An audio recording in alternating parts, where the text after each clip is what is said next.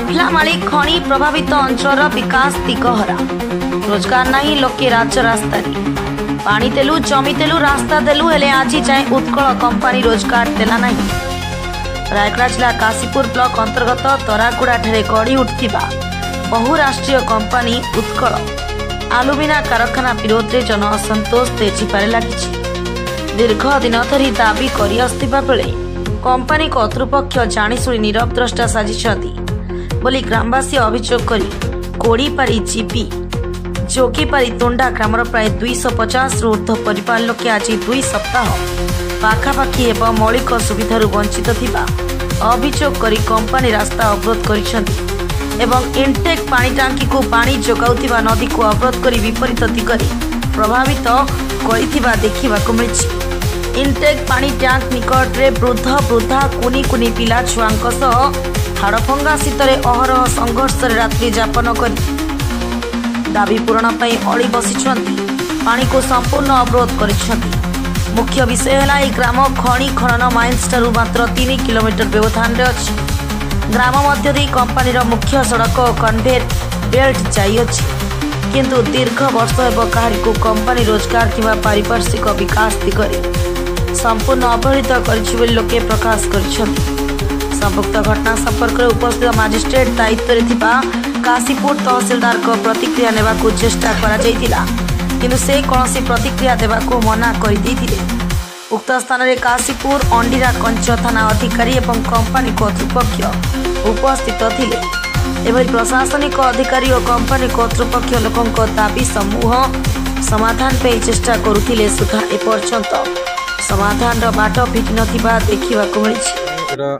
यह दीर्घ वर्षर समस्या अटे। दीर्घ वर्ष धरी उत्कल आलुमिना द्वारा होता अवहेला उत्कल आलुमिना देइथवा प्रतिश्रुति को केबे मध्य पूर्ण न करिबारु आज जोगीपारी तुंडा ग्रामवासी बारंबार से माने विभिन्न महल रे चेष्टा करी मध्य विफल होला परे वर्तमान राजरास्ता को ओल्हाइछंती।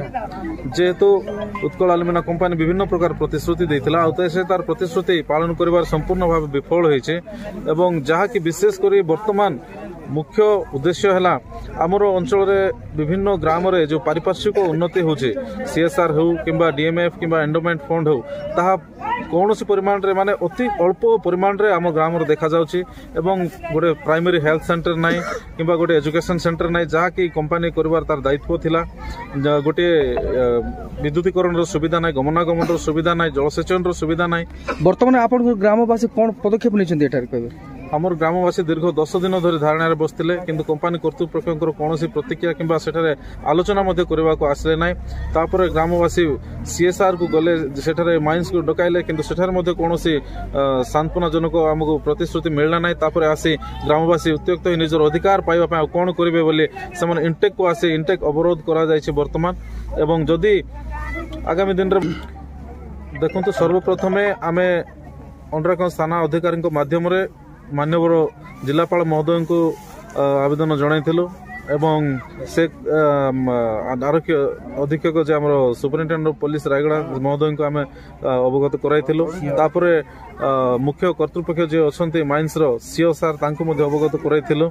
माइन्स जीएम को मध्ये जनाइथिलु। ता परवर्ती मुहूर्त मध्ये आउ गोटे एप्लिकेशन आम तांको जरिया रे ए समस्त महाशय मान को जनाइथिलु किंतु दीर्घ दिन रो आपण मानकर जो प्रोटेस्ट चलती जदि समाधान बाट जदि न आसे ताहले आपण माने कोन पदक्षेप नेबे वर्तमान देखु यह अति दुर्भाग्यर विषयटा आम ग्रामवासी प्रति और अंचलवासी प्रति कारण आम ग्राम अति अल्प दूर आधा किलोमीटर दूर रे बेल्ट लाइन द्वारा बक्साइड जाउछि आधा किलोमीटर दूर रे जो इंटेक अच्छे से इंटेक रो पानी नौछंती ता मध्य इंदिरावती अपस्ट्रीम रिवर नेबा कथा किंतु एठार निया जाउछि एवं दैनिक 22,300 क्यूबिक मीटर नेबा कथा ताठर अधिक जल उठाउछि। ए गोटे मात्र नदी आमर लोकमानकर व्यवहार रे दैनंदिन व्यवहार आछि जलसेचन व्यवहार आछि तहिरु क्षयक्षति सोचंती जल जंगल माटी सबु हराई मध्य जदि आमर दाबी को आमर दाबी एवं आमर अधिकार को आम पाइपर ना ताहले निश्चित भाव आगामी दिन अंचलवासी ग्रामवासी राजरास्ता गुलाइबे एवं आंदोलन तीव्रतर हेबो। सरकार महल रे राज्य सरकार केंद्र सरकार सबु महल रे याको आगामी दिन उपस्थापन करा जिवो या ग्रामवासी को निष्पत्ति। धन्यवाद। रायगड़ा जिल्लारू संजय कुमार नाथ को रिपोर्ट फास्ट न्यूज ओडिशा।